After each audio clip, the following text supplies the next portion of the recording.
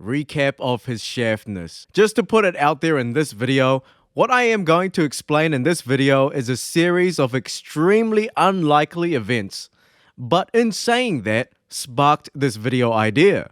Michael Chandler's whole UFC career until now has always been a series of extremely unlikely events. So don't think this video is a prediction or some sort of glazing video. It's just food for thought and probably a cool recap video for the new UFC fans because it's been 2 years since he fought.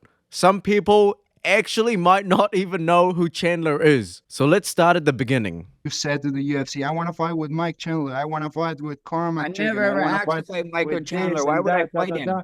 Why would I ask to fight him? This is just one example, and I've seen many on Instagram that I just can't pull up because I didn't save it. But Michael Chandler is catching strays out of nowhere, out of anywhere, because he is the weirdest lightweight.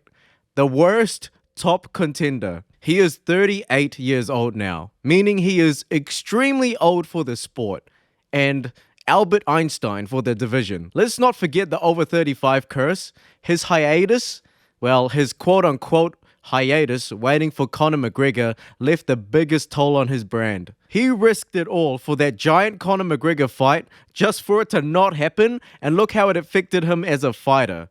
He debuted in the UFC in UFC 257, and then 5 pay-per-views later, he tried to fight for the vacant belt. 6 pay-per-views later, he got the fight of the night. 6 pay-per-views later, he got performance of the night. 7 pay-per-views later, he got fight of the night again. If the fight isn't cancelled, he will fight Oliveira again in UFC 309. Meaning, it will be 28 pay-per-views later since his last fight. Also, I can guarantee it will most likely be a fight of the night or something like that, and Jon Jones will get performance of the night. But yeah, Chandler definitely wasted the later stages of his prime waiting on Conor McGregor. I'm just going to keep this very brief and short, like 30 seconds. There was the Ultimate Fighter show, which would obviously mean these two would have a fight booked in the near future of that, but no.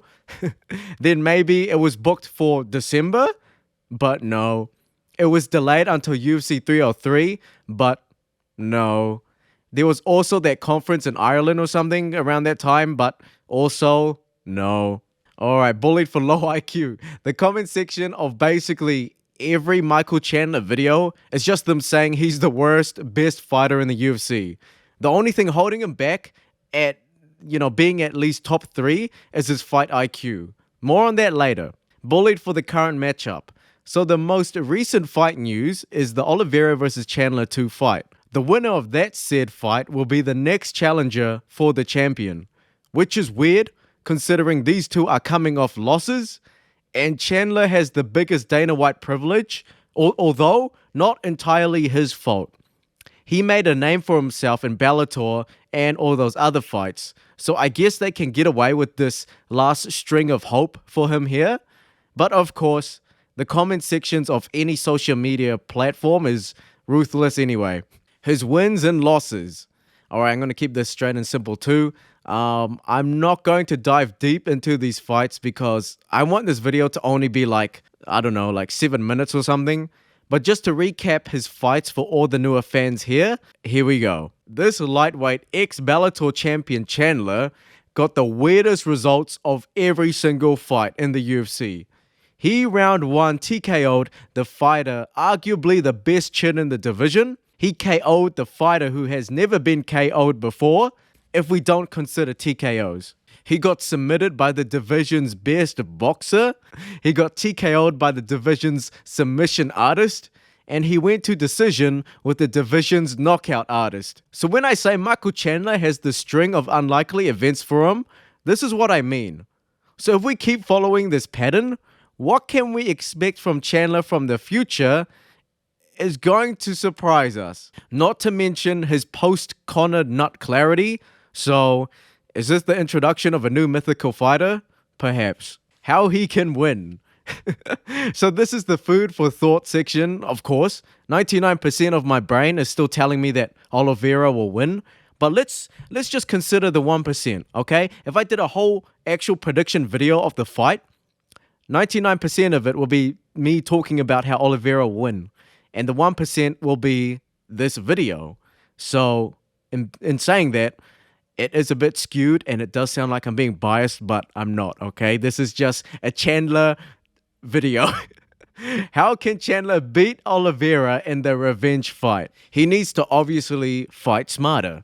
Obviously. But he actually had something going in the last fight. His striking was very good. He rocked Charles in the first minute of the fight, which everyone needs to give credit to, which made Charles go for the takedown. Which is the first problem here. Chandler is probably so set on finishing the fight so early, just coming off knocking out Dan Hooker in the first round, he forgot he was fighting the Charles Oliveira, the jiu-jitsu god. So don't actually do any ground game with Charles in UFC 309. I mean, he can, but do it smart. Don't lock a guillotine like you did before.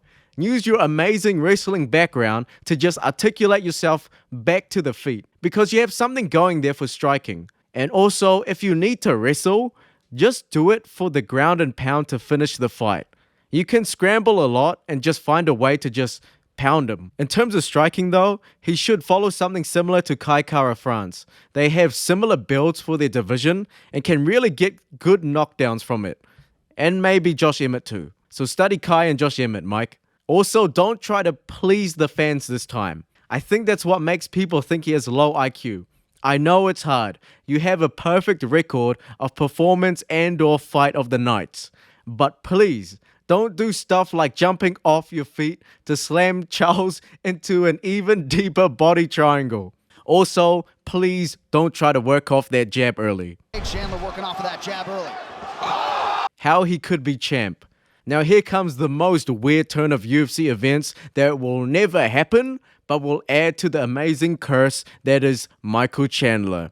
Imagine Arman Sarukian gets the split decision win against Islam, somehow, or the unanimous win, somehow, some way, okay? The hungry contender gets his revenge fight and wins that way.